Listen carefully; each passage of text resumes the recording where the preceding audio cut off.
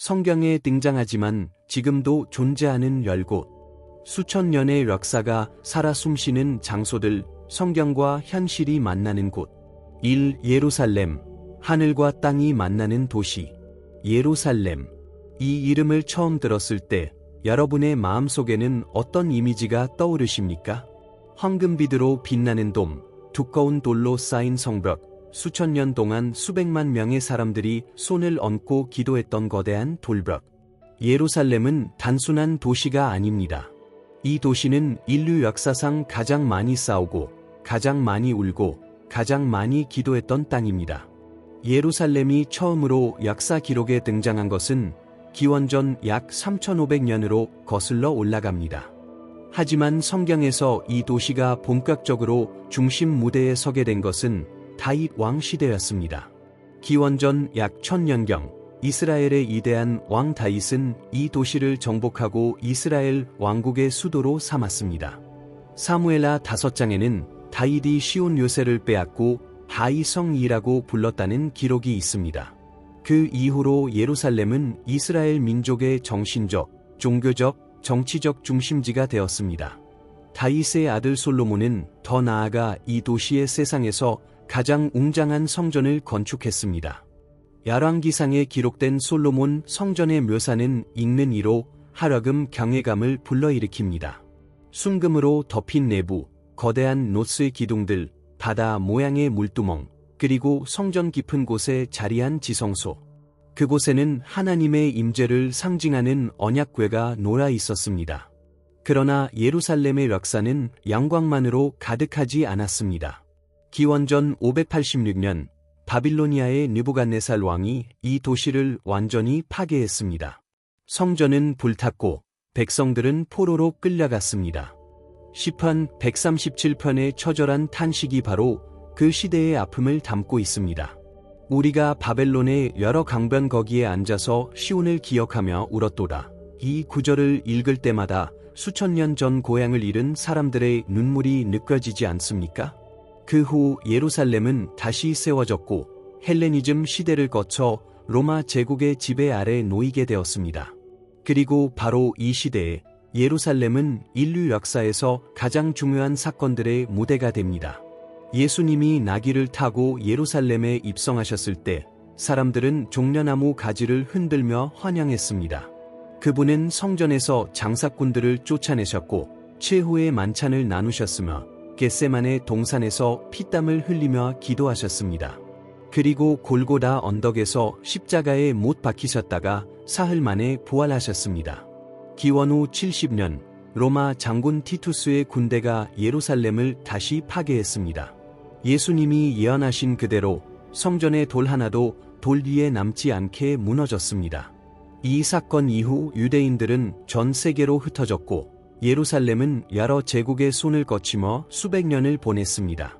오늘날의 예루살렘을 걸어보면 그 층층이 쌓인 역사를 온몸으로 느낄 수 있습니다. 구시가지의 네 구락, 유대인 구락, 기독교 구락, 무슬림 구락, 아르메니아 구락은 각각 다른 신앙과 문화를 품고 있지만 같은 좁은 골목을 공유합니다.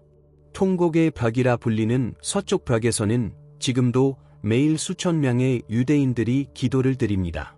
그 바로 위에는 이슬람의 황금 돔 모스크가 서 있고 조금만 걷다 보면 예수님의 무덤이 있다고 전해지는 성묘 교회가 나타납니다. 어떤 도시가 이토록 많은 신앙과 역사와 갈등을 한 곳에 품고 있을 수 있을까요? 스가랴 12장 3절에서 하나님은 예루살렘을 무거운 돌이라고 표현하셨습니다. 누구든지 그것을 들려고 하면 상처를 입는다고 하셨습니다. 수천 년의 역사가 그 말씀이 얼마나 정확한지를 증명하고 있습니다. 예루살렘은 아직도 분쟁의 중심에 있습니다.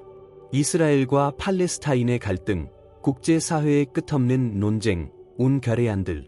하지만 성경을 믿는 사람들에게 예루살렘은 단순한 분쟁 지역이 아닙니다. 그것은 이미 결말이 정해진 이야기의 무대입니다. 요한계시록 21장은 새 예루살렘이 하늘에서 내려오는 미래를 이야기합니다. 그 날이 오기까지 예루살렘은 계속해서 세상의 이목을 집중시킬 것입니다. 2. 베들레헴, 작은 도시에서 시작된 가장 큰 이야기. 베들레헴이라는 이름은 히브리어로 떡집 혹은 빵의 집을 의미합니다. 얼마나 평범한 이름입니까? 하지만 바로 이 작고 평범한 이름의 도시에서 인류 역사상 가장 위대한 탄생이 일어났습니다. 미가 선지자는 기원전 약 700년의 놀라운 예언을 남겼습니다. 미가서 5장 2절을 들어보십시오. 베들레헴 에브라다야, 너는 유다 족속 중에 작을지라도 이스라엘을 다스릴 자가 내게서 내게로 나올 것이라. 이 예언이 쓰인 지 700년이 지난 후 마리아와 요셉이 로마 황제 아우구스투스의 인구 조사 명령 때문에 나사렛에서 베들레헴까지 약 150km를 걸어서 내려왔습니다. 그리고 그곳의 한 마구간에서 구유에 누인 아기가 세상에 태어났습니다. 베들레헴은 사실 예수님의 탄생 전에도 성경에서 중요한 도시였습니다. 이스라엘 역사에서 가장 위대한 왕으로 꼽히는 다윗이 바로 이곳 출신이었습니다. 사무엘상 16장을 보면 사무엘 선지자가 베들레헴의 이세 집을 방문하라 그의 8아들을 살펴보는 장면이 나옵니다. 하나님은 사람의 예모를 보지 않으시고 마음을 보신다고 하시면서 들에서 양을 치던 막내 다윗을 선택하셨습니다. 위대한 목동왕 다윗이 바로 이 베들레헴의 들판에서 하나님과 깊은 관계를 맺으며 시편을 썼을 것입니다. 그리고 아름다운 사랑 이야기의 주인공 룻도 베들레헴과 깊은 연관이 있습니다. 모압 여인 룻이 시어머니 나오미를 따라 베들레헴으로 왔을 때 그녀는 이방인이었고 가난했습니다. 하지만 보아스의 밭에서 이삭을 줍다가 결국 그와 결혼하게 되고 그 후손이 바로 다윗이 되었습니다. 그리고 그 다윗의 후손에서 예수님이 나셨습니다. 베들레헴에서 시작된 한 여인의 충성이 인류 구원의 계보에 연결된 것입니다. 오늘날 베들레헴은 팔레스타인 자치정부가 관할하는 서안지구에 위치해 있습니다. 인구는 약 3만 명 정도이며 그중 상당수가 기독교인입니다. 도시 중심에는 탄생교회가 서 있습니다. 이 교회는 기원 후 326년 로마 황제 콘스탄티누스의 어머니 헬레나가 예수님이 태어난 것으로 전해지는 동굴 위에 세운 건물로 현존하는 가장 오래된 기독교 교회 건물 중 하나입니다. 탄생교회 안으로 들어가면 아주 낮은 문이 기다리고 있습니다. 이 문은 일부러 낮게 만들어졌습니다. 어떤 이들은 말을 탄 침략자들이 말 그대로 교회 안으로 들어오지 못하게 하기 위해 낮게 만들었다고 하고, 또 어떤 이들은 겸손하게 고개를 숙여야만 들어갈 수 있도록 신학적 의미를 담았다고 합니다. 어떤 이유이든 낮은 문을 통해 들어가 지하로 내려가면 예수님이 태어나신 것으로 믿어지는 자리가 있습니다. 그곳에는 은으로 된 별이 바닥에 새겨져 있고 그 위에는 수많은 촛불과 램프가 타오르고 있습니다. 매년 크리스마스가 되면 전 세계에서 수천 명의 순례자들이 베들레헴을 찾아옵니다. 관리 광장에서는 크리스마스 트리가 세워지고 전 세계 방송 카메라들이 이 작은 도시를 비춥니다. 2700년 전 미가 선지자의 예언처럼 작은 도시에서 시작된 이야기가 온 세상을 움직이고 있습니다. 3. 나사렛, 아무것도 나올 것 같지 않았던 곳에서. 나사렛에서 무슨 선한 것이 날 수 있느냐? 요한복음 1장 46절에 나오는 이 말은 예수님 당시 나사렛이 얼마나 보잘것없는 곳으로 여겨졌는지를 잘 보여줍니다. 이 말을 한 사람은 나다나엘이었는데 그는 빌립에게서 예수라는 사람이 나사렛에서 왔다는 말을 듣고 이렇게 반응했습니다. 나사렛은 갈릴리 지방의 작은 마을이었고 중요한 교락로에서 벗어나 있었으며 역사적으로도 별다른 명성이 없었습니다. 하지만 바로 그 평범하고 무명한 곳에서 하나님의 아들이 30년을 사셨습니다. 누가복음 2장 51절은 이렇게 기록합니다. 예수께서 그들과 함께 내려가사 나사렛에 이르러 순종하라 받드시더라. 예수님은 나사렛에서 요셉의 목수 일을 도우며 성장하셨습니다. 마을의 회당에서 율법을 배우셨고 이웃들과 함께 일상을 나누셨습니다. 마가복음 6장을 보면 사람들이 예수님을 목수의 아들 혹은 목수라고 부르는 장면이 나옵니다. 그분은 공생애를 시작하기 전까지 평범한 노동자의 삶을 사셨습니다. 누가복음 4장에는 예수님이 공생애를 시작하시며 나사렛 해당에 들어가신 이야기가 기록되어 있습니다. 예수님은 이사야서 두루마리를 건네받아 이렇게 읽으셨습니다. 주의 성령이 내게 임하셨으니 이는 가난한 자에게 복음을 전하게 하시려고 내게 기름을 부으시고 나를 보내사 포로된 자에게 자유를, 눈먼 자에게 다시 보게 함을 전파하며. 그리고 두루마리를 덮으신 후 말씀하셨습니다. 이 글이 오늘 너희 귀에 응하렸느니라. 나사렛 사람들의 반응은 어떠했을까요? 처음에는 놀라고 기이 여겼지만 곧 분노로 바뀌었습니다. 그들은 이 사람이 요셉의 아들이 아니냐 라고 하며 예수님을 낭떠러지로 끌고 가려 했습니다. 가장 잘 안다고 생각했던 이웃들이 오히려 가장 믿지 않는 아이러니. 예수님은 선지자가 고향에서는 환영을 받는 자가 없느니라 고 말씀하시며 그곳을 떠나셨습니다. 오늘날 나사렛은 이스라엘 북부 갈릴리 지역에서 가장 큰 아랍 도시로 인구가 약 7만 5천 명에 달합니다. 시내에는 수태고지 교회가 자리 잡고 있는데 이 교회는 천사 가브리엘이 마리아에게 예수님의 잉태를 알린 장소로 전해지는 곳에 세워졌습니다. 현재의 교회 건물은 1969년에 완공된 것으로 현대 건축과 고대 유적이 공존하는 독특한 구조를 가지고 있습니다. 도시 곳곳에는 고대 나사렛의 흔적을 만날 수 있습니다. 나사렛 빌리지라는 아의 박물관에서는 1세기 당시의 생활 방식을 재현해 놓았는데 방문객들은 예수님 시대 사람들이 어떤 집에서 살고 어떤 도구로 일하며 어떤 음식을 먹었는지를 직접 경험할 수 있습니다.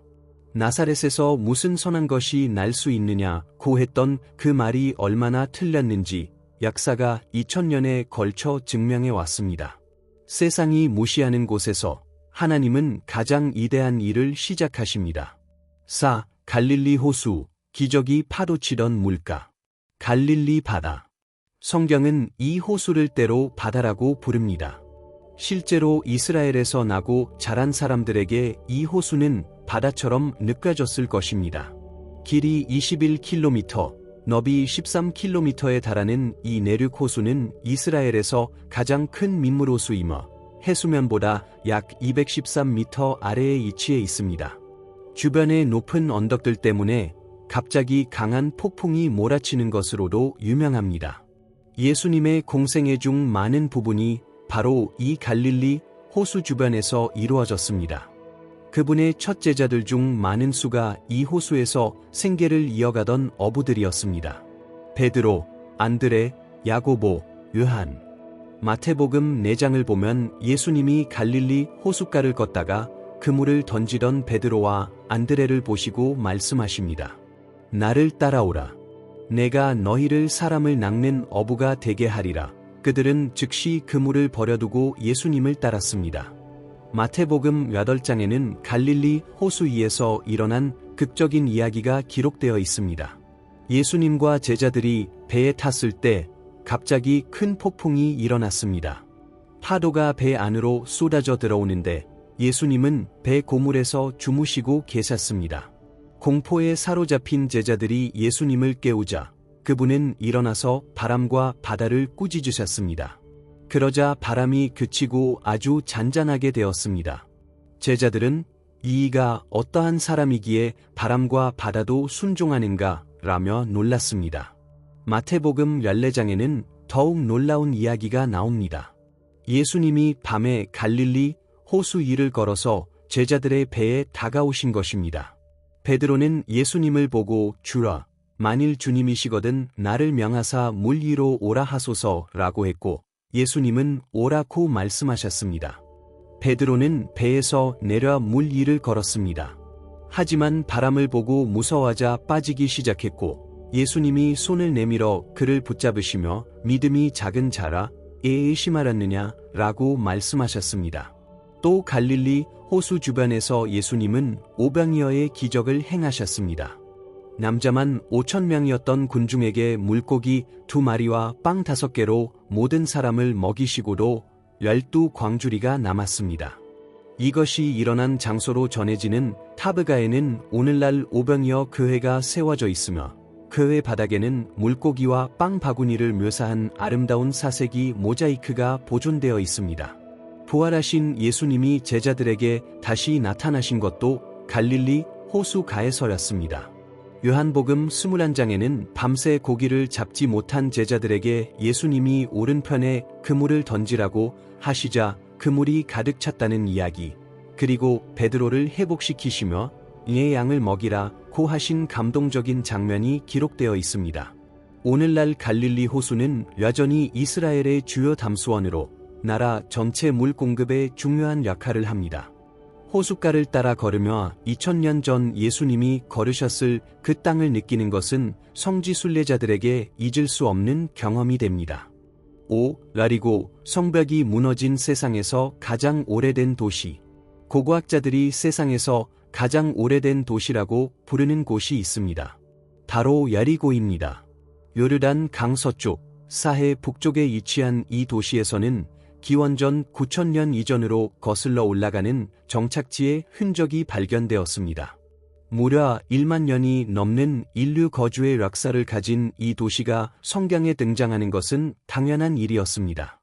여리고가 성경에서 가장 극적으로 등장하는 순간은 여호수아 시대입니다.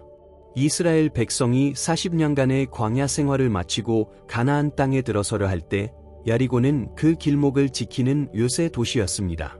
두꺼운 성벽으로 둘러싸인 여리고를 어떻게 정복할 것인가? 인간적인 전략으로는 불가능해 보였습니다. 하나님의 명령은 독특했습니다. 매일 성 주위를 한 바퀴씩 돌고 7번째 날에는 7바퀴를 돈 후 제사장들이 나팔을 불고 백성이 크게 소리치라는 것이었습니다. 군사 전략이 아니라 신앙의 행진이었습니다. 여호수아 6장에 기록된 그 장면을 상상해 보십시오. 수만 명의 이스라엘 군사들이 말없이 성 주위를 돌고 또 돌다가 7째 날 7번째 바퀴를 돌며 큰 소리로 외쳤을 때 성벽이 무너져 내렸습니다. 고고학자들은 여리고에서 무너진 성벽의 흔적을 발견했으며 그 연대가 성경의 기록과 일치한다는 연구 결과들이 있습니다. 특히 카타리나 캐년이 발굴한 여리고 예적에서는 갑자기 무너진 것으로 보이는 성벽 구조가 발견되기도 했습니다. 하지만 여리고에는 또 다른 이야기도 있습니다. 예수님 시대의 여리고 이야기입니다. 누가복음 19장에 삭개오 이야기가 있습니다. 여리고의 세리장 삭개오는 부자였지만 키가 작아서 예수님을 보려고 뽕나무에 올라갔습니다. 예수님은 나무 위에 삭개오를 보시고 삭개오야, 속히 내려오라. 내가 오늘 내 집에 유하여야 하겠다 고 말씀하셨습니다. 세리는 당시 로마를 위해 세금을 걷는 유대인 협력자로 모든 사람에게 멸시받던 존재였습니다. 하지만 예수님은 그를 찾아가셨고 삭개오는 재산의 절반을 가난한 자들에게 주겠다고 고백했습니다. 또 여리고 인근에서 예수님은 바디메오라는 눈먼 거지를 고치셨습니다. 마가복음 10장에 기록된 이 이야기에서 바디메오는 예수님이 지나가신다는 소리를 듣고 다윗의 자손 예수라, 나를 불쌍히 여기소서라고 크게 외쳤습니다. 주변 사람들이 조용히 하라고 꾸짖었지만 그는 더욱 크게 외쳤습니다. 예수님은 그를 부르셨고 내 믿음이 너를 구원하였느니라 는 말씀과 함께 그의 눈을 열어주셨습니다. 현재 여리고는 팔레스타인 자치정부가 관할하는 서안지구에 위치해 있으며 인구는 약 2만 명입니다. 구약 시대의 여리고 유적인 텔 에스술탄은 도시 북쪽에 있으며 발굴 작업이 계속되고 있습니다. 무려 1만 년의 인간 거주 역사가 쾌쾌히 쌓인 이 언덕 위에 서면 인류의 시간이 얼마나 깊은지를 새삼 느끼게 됩니다. 요르단 강, 세리의 강, 경계의 강, 요르단 강, 이 이름을 들으면 어떤 장면이 떠오르십니까? 아마도 세례 요한이 물가에 서서 사람들에게 세례를 베풀고 예수님이 물에서 올라오실 때 하늘이 열리고 하나님의 음성이 들리는 장면이 떠오를 것입니다. 요르단 강은 성경에서 단순한 물줄기가 아니라 경계와 전환의 상징입니다. 요르단 강이 성경에 처음 등장하는 것은 창세기 13장입니다. 아브라함과 롯이 가축 때문에 갈등을 겪다가 헤어지게 될 때 롯이 요르단 강 유역의 비옥한 땅을 선택하는 장면이 나옵니다. 성경은 그 땅이 물이 넉넉하라 여호와의 동산 같고 애굽 땅 같았더라 라고 묘사합니다. 강 주변의 비옥함이 고대부터 사람들을 끌어당겼음을 알 수 있습니다. 그러나 요르단 강이 가장 극적으로 등장하는 순간은 여호수아가 이스라엘 백성을 이끌고 가나안 땅으로 들어가는 장면입니다. 여호수아 3장에 기록된 이 이야기는 출애굽 시대 홍해가 갈라진 기적을 연상시킵니다. 언약궤를 맨 제사장들이 먼저 요르단 강에 발을 들여놓자 이에서 흘러내리는 물이 멈추어 섰습니다. 이스라엘 백성 전체가 마른 땅을 밟으며 강을 건넜고 모든 백성이 건너기를 마친 후에야 물이 다시 흘렀습니다. 40년의 광야 생활이 끝나고 약속의 땅으로 들어서는 역사적인 순간이었습니다. 신약으로 오면 요르단 강의 중심에는 세례 요한이 있습니다. 마태복음 3장은 이렇게 시작합니다. 그때에 세례 요한이 이르러 유대 광야에서 전파하라 말하되 회개하라 천국이 가까이 왔느니라.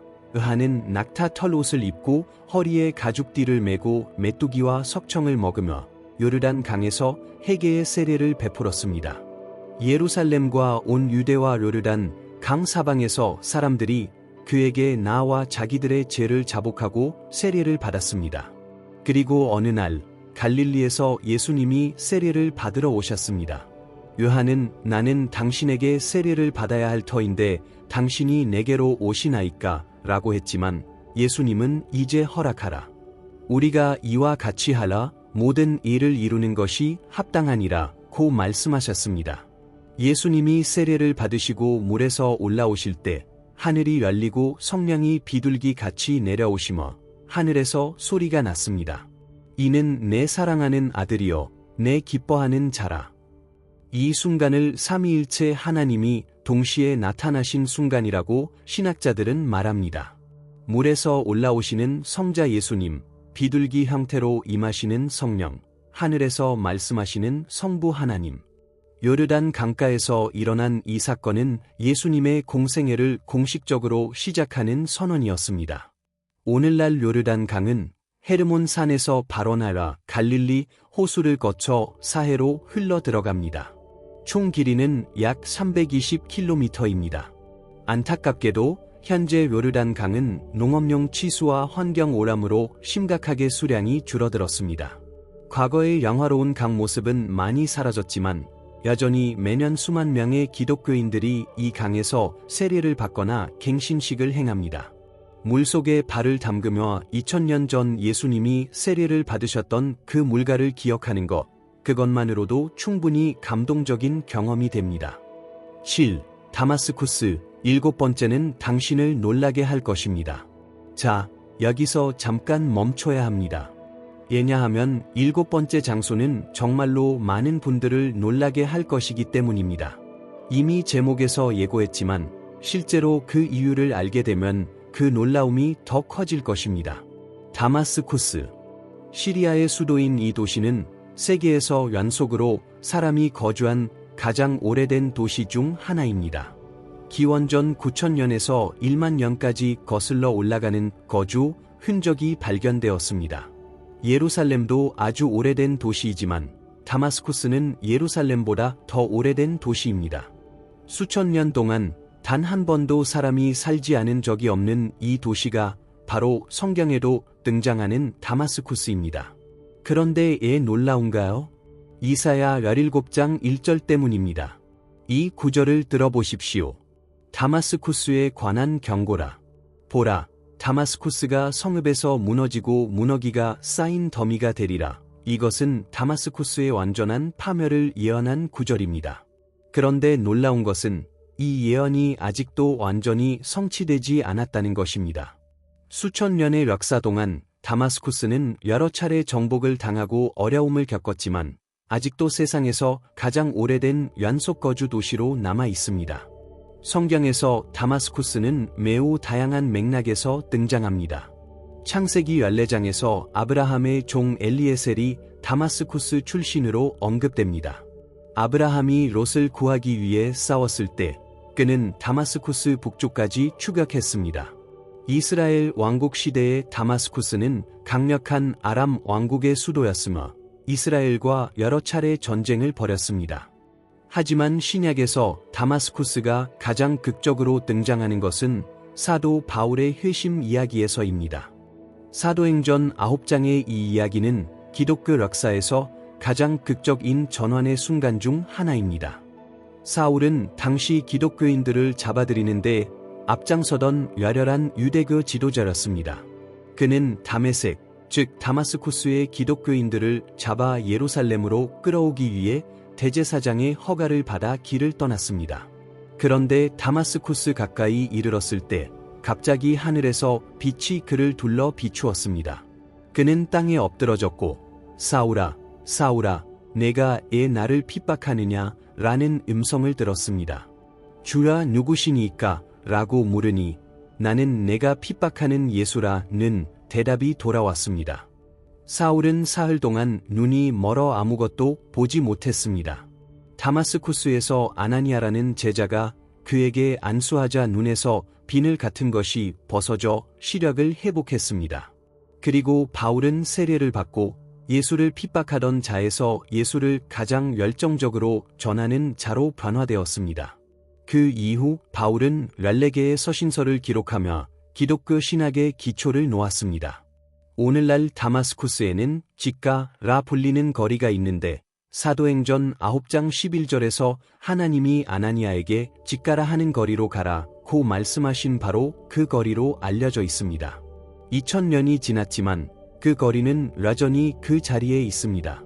다마스쿠스는 최근 시리아 내전으로 많은 어려움을 겪었지만 아직도 건재하며 아직도 이사야의 예언을 기다리고 있습니다. 8. 신의 산, 하나님이 말씀하신 산. 신의 산. 이 이름을 들을 때마다 거대한 돌산 꼭대기에 천둥과 번개가 치고 짙은 구름이 들이운 장면이 상상됩니다. 구름과 불 속에서 하나님의 임재가 나타나고 모세가 홀로 그 산 위에 올라 40일 동안 머물며 하나님의 말씀을 받는 장면. 인류 역사에서 신의 산만큼 극적인 계시의 순간이 또 있었을까요? 신의 산의 이야기는 사실 모세가 처음 하나님을 만난 순간부터 시작됩니다. 출애굽기 3장을 보면 이드로의 양떼를 치던 모세가 광야에서 불에 타는데 타서 없어지지 않는 이상한 떨기나무를 발견합니다. 그가 가까이 다가갔을 때 하나님은 말씀하셨습니다. 이리로 가까이 오지 말라. 내 발에 신발을 벗으라. 내가 선 곳은 거룩한 땅이니라. 그리고 하나님은 모세에게 이스라엘 백성을 이집트에서 이끌어낼 사명을 주셨습니다. 이스라엘 백성이 이집트를 탈출한 지 3개월이 지났을 때 그들은 시내 광야에 도착했습니다. 출애굽기 19장에는 이 놀라운 장면이 기록되어 있습니다. 하나님은 모세를 통해 백성에게 말씀하셨습니다. 3일 후에 자신이 모든 백성이 보는 앞에서 시내산에 강림하시겠다고 하셨습니다. 백성은 옷을 빨고 성결하게 준비했습니다. 3일째 되는 날 아침, 천둥과 번개와 빽빽한 구름이 산 위에 있고 나팔 소리가 심히 크게 났습니다. 시내산의 연기가 자욱하니 이는 여호와께서 불 가운데서 내려오셨기 때문이었습니다. 그리고 하나님은 십계명을 주셨습니다. 나는 너의 하나님 여호와니라. 너는 나에게는 다른 신들을 내게 두지 말라. 이 계명들은 단순한 종교적 규율이 아니라 하나님과 인간 사이의 언약 관계의 기초였습니다. 그리고 이 언약은 인류 문명의 윤리적 기초가 되었습니다. 오늘날 서구 법체계와 도덕 규범의 뿌리를 추적하면 시내산에서 주어진 십계명과 모세의 율법에 닿습니다. 모세는 시내산에서 40일을 2번이나 보냈습니다. 첫 번째 내려왔을 때 백성이 황금 송아지를 만들어 숭배하는 것을 보고 분노하라 돌판을 깨뜨렸습니다. 두 번째 올라가서 다시 40일 후에 새 돌판을 들고 내려왔을 때 그의 얼굴에서 빛이 나서 사람들이 직접 쳐다보지 못할 정도였습니다. 하나님의 임재 앞에 있었던 사람의 얼굴이 그렇게 변했던 것입니다. 시내산의 이치에 대해서는 학자들 사이에서 다양한 견해가 있습니다. 전통적으로 이집트의 시나이 반도에 있는 제벨 무사, 즉 모세의 산이라고 불리는 산이 시내산으로 여겨져 왔습니다. 높이 2285m의 이 산 꼭대기에는 6세기부터 있었던 성 카타리나 수도원이 있으며 이 수도원은 세계에서 가장 오래된 기독교 수도원 중 하나입니다. 매년 수천 명의 순례자들이 새벽 3시에 산 아래에서 출발하여 일출을 보기 위해 정상까지 오릅니다. 시내산 정상에서 보는 일출은 말로 다 표현하기 어렵다고 순례자들은 말합니다. 사방에 펼쳐진 황량한 암석산들 사이로 붉은 해가 떠오를 때 수천 년 전 하나님이 이 산 위에서 말씀하셨다는 사실이 가슴 깊이 다가온다고 합니다. 9. 가버나움, 예수님의 두 번째 고향. 가버나움. 이 이름은 히브리어로 나홈의 마을을 의미합니다. 갈릴리 호수 북서쪽 해변에 위치한 이 작은 어촌 마을은 예수님이 공생애를 시작하신 후 나사렛을 떠나 정착하신 도시였습니다. 마태복음 4장 13절은 이렇게 기록합니다. 나사렛을 떠나 스불론과 납달리 지경 해변에 있는 가버나움에 가서 사시니. 가버나움이 얼마나 예수님의 살아계서 중심적인 역할을 했는지는 복음서를 읽어보면 바로 알 수 있습니다. 베드로와 안드레가 이 도시에 살았습니다. 마태가 세관에서 일하던 곳도 가버나움이었습니다. 수많은 기적들이 이 도시에서 일어났습니다. 마가복음 2장에는 가버나움에서 일어난 감동적인 이야기가 있습니다. 예수님이 어떤 집에서 가르치고 계실 때 너무 많은 사람들이 몰려 문 앞까지 가득 찼습니다. 그때 4사람이 중풍병자를 데리고 왔는데 사람이 너무 많아 가까이 갈 수 없었습니다. 그들은 포기하지 않았습니다. 지붕으로 올라가 지붕을 뜯어내고 중풍병자가 누운 침상을 예수님 앞에 달아내렸습니다. 예수님은 그들의 믿음을 보시고 중풍병자에게 말씀하셨습니다. 작은 자야, 내 죄 사함을 받았느니라. 그리고 그가 일어나 침상을 들고 걸어나갔습니다. 요한복음 6장에서 예수님은 가버나움 해당에서 생명의 떡에 대한 심오한 설교를 하셨습니다. 나는 생명의 떡이니 내게 오는 자는 결코 줄이지 아니할 터이요 나를 믿는 자는 영원히 목마르지 아니하리라. 이 설교는 너무 어려워서 많은 제자들이 떠나갔고 예수님은 12제자에게 너희도 가려느냐? 라고 물으셨습니다. 베드로의 대답은 이 시대에도 울림을 줍니다. 주라, 양생의 말씀이 주께 있사오니 우리가 누구에게로 가오리이까? 예수님은 가버나움을 무척 사랑하셨던 것 같습니다. 하지만 동시에 그 많은 기적을 보고도 회개하지 않는 가버나움을 향해 강한 책망을 하셨습니다. 마태복음 11장 23절에서 예수님은 가버나움아, 내가 하늘에까지 높아지겠느냐? 음부에까지 낮아지리라 고 하셨습니다. 이 예언은 그대로 이루어졌습니다. 가버나움은 락사에서 완전히 사라졌습니다. 중세에 접어들면서 도시는 버려졌고 오랜 세월 모래와 흙 속에 묻혀 있다가 19세기에야 다시 발굴되기 시작했습니다. 오늘날 가버나움은 이스라엘 북부 갈릴리 호숫가의 고고학 유적지로 남아 있습니다. 발굴 결과는 놀라웠습니다. 4세기에 지어진 흰 석회석 해당이 발견되었는데 그 아래에서 예수님 시대의 해당 바닥이 발견되었습니다. 즉 예수님이 말씀하셨던 바로 그 해당 위에 후대의 해당이 세워진 것입니다. 또한 베드로의 집으로 추정되는 유적 위에는 배 모양의 독특한 현대 교회가 세워져 있습니다. 마치 갈릴리 호수 위에 떠 있는 것처럼 보이는 이 교회는 방문객들에게 강렬한 인상을 남깁니다. 10. 감람산, 예수님이 오셨던 곳, 그리고 돌아오실 곳. 감람산, 즉 올리브산, 예루살렘 동쪽에 위치한 이 산은 예루살렘을 내려다보는 최고의 전망대입니다. 산 이름에서 알 수 있듯이 이 산에는 오래된 올리브 나무들이 자라고 있습니다. 겟세마네 동산의 일부 올리브 나무들은 수천 년의 수령을 자랑하며 예수님 시대에도 이미 자라고 있었을 가능성이 있습니다. 감람산은 구약 시대부터 중요한 장소였습니다.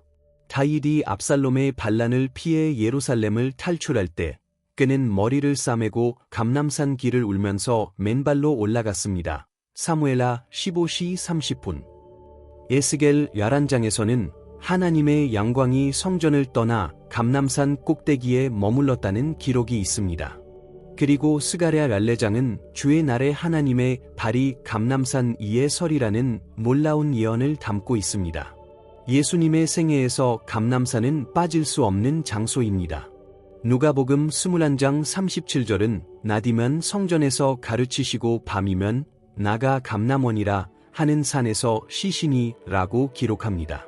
예수님은 예루살렘 방문 기간 동안 밤마다 감람산에서 쉬셨습니다. 예수님이 나귀를 타고 예루살렘에 입성하실 때 감람산 기슭의 벳바게에서 나귀를 타기 시작하셨습니다. 감람산에서 예루살렘을 바라보며 내려오실 때 예수님은 그 도시를 보시고 우셨습니다. 누가복음 19장 41대 44절의 이 장면은 성경에서 가장 감동적인 장면 중 하나입니다. 예수님은 예루살렘을 향해 울면서 말씀하셨습니다. 너도 오늘 평화에 관한 일을 알았더라면 좋을 뻔하였거니와 지금 내 눈에 숨겨졌도다. 최후의 만찬 후 예수님은 제자들과 함께 감람산 기슭의 겟세마네 동산으로 가셨습니다. 요한복음 18장 2절은 예수께서 그의 제자들과 이곳에 가끔 모이셨으므로 라고 기록합니다. 겟세마네는 예수님이 자주 기도하시던 곳이었습니다. 그 밤 예수님은 제자들을 데리고 가셔서 내 마음이 심히 고민하여 죽게 되었으니 너희는 여기 머물러 나와 함께 깨어 있으라 고 하시고 조금 더 가서 얼굴을 땅에 대시고 기도하셨습니다. 내 아버지여, 만일 할 만하시거든 이 잔을 내게서 지나가게 하옵소서. 그러나 나의 원대로 마시옵고 아버지의 원대로 하옵소서. 누가복음 22장 44절은 이 기도의 강도를 이렇게 표현합니다. 예수께서 힘쓰고 애써 더욱 간절히 기도하시니 땀이 땅에 떨어지는 핏방울 같이 되더라. 예수님이 흘리신 그 땀방울, 그 기도의 흔적이 겟세마네 동산에 스며들어 있습니다. 감람산에는 또한 예수님의 승천이 일어난 장소가 있습니다. 사도행전 한 장을 보면 부활하신 예수님이 40일 동안 제자들에게 나타나신 후 감람산에서 제자들이 보는 앞에서 하늘로 올려지셨습니다. 2명의 흰 옷 입은 이들이 나타나 말했습니다. 너희 가운데서 하늘로 올려지신 이 예수는 하늘로 가심을 본 그대로 오시리라. 그리고 스가랴의 예언에 따르면 예수님은 바로 이 감람산으로 돌아오실 것입니다. 스가랴 14장 4절은 이렇게 기록합니다. 그날에 그의 발이 예루살렘 앞곳 동쪽 감람산에 서실 것이요 감람산은 그 한가운데가 동서로 갈라져 매우 큰 골짜기가 되어서 산 절반은 북으로 절반은 남으로 옮기고 떠나신 곳으로 다시 오실 것이라는 이 약속은 감람산을 단순한 역사적 유적지가 아니라 살아있는 예언의 무대로 만들어줍니다. 오늘날 감람산에는 여러 교회들이 서 있으며 유대인 공동묘지가 자리하고 있습니다.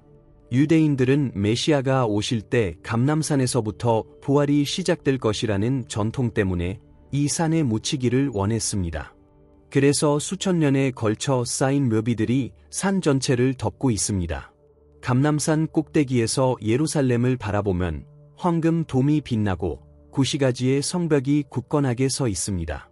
그리고 성경을 믿는 사람들에게 그 풍경은 단순한 관광 명소가 아닙니다. 그것은 역사의 시작과 끝이 만나는 지평선입니다.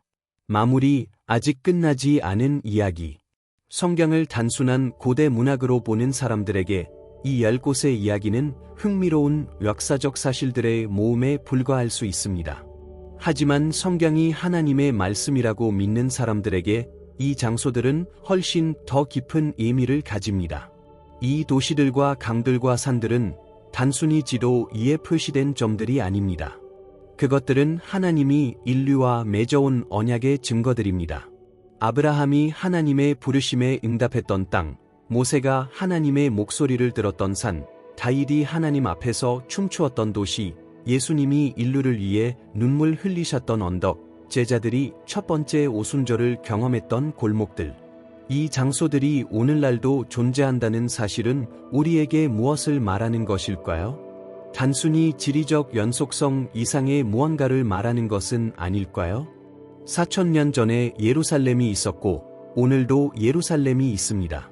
3500년 전에 여리고가 있었고 오늘도 여리고가 있습니다. 2000년 전에 베들레헴에서 한 아이가 태어나 온 백성에게 미칠 큰 기쁨이 선포되었고, 오늘도 전 세계 수십억 명이 그 탄생을 기념합니다. 역사는 우란의 연속이 아닙니다. 성경이 말하는 것처럼 역사에는 방향이 있고 목적이 있고 완성을 향해 나아가는 흐름이 있습니다. 그리고 그 모든 이야기의 무대가 되었던 장소들이 오늘도 우리 곁에 있다는 사실은 그 이야기가 아직 끝나지 않았음을 말해주는 것일지도 모릅니다. 예수님은 말씀하셨습니다. 천지는 없어지겠으나 내 말은 없어지지 아니하리라. 마태복음 24:35. 도시들은 변하고 강의 수량은 줄어들고 산 위의 교회들은 세워지고 무너지고 다시 세워집니다. 하지만 그 말씀은 오늘도 살아있으며 그 말씀이 가리키는 약속들은 여전히 성취되어 가고 있습니다. 이 10곳을 마음속에 새기십시오. 언제가 직접 방문하는 기회가 주어진다면 단순한 관광객이 아니라 살아있는 이야기의 참여자로서 그 땅을 밟으십시오. 그리고 그 땅의 돌 하나하나에 새겨진 하나님의 발자취를 느껴보십시오. 성경은 과거의 책이 아닙니다. 그것은 지금도 쓰여지고 있는 현재의 이야기입니다. 그리고 그 이야기의 무대는 수천 년이 지난 오늘도 여전히 그 자리에 있습니다. 보라, 내가 속히 오리니 나의 상이 내게 있어 각 사람에게 그가 행한 대로 갚아주리라. 요한계시록